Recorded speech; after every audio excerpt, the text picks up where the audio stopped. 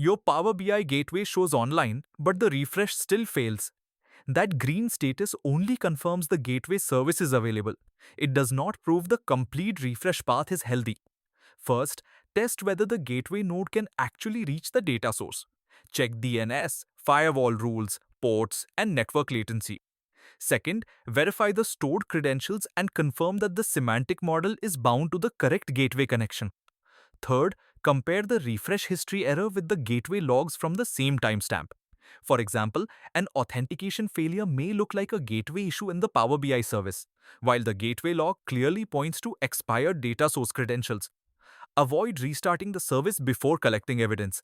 A restart may hide the symptom without fixing the cause.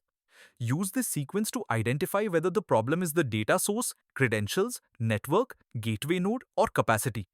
Save this checklist and subscribe for practical Power BI and Microsoft Fabric administration lessons.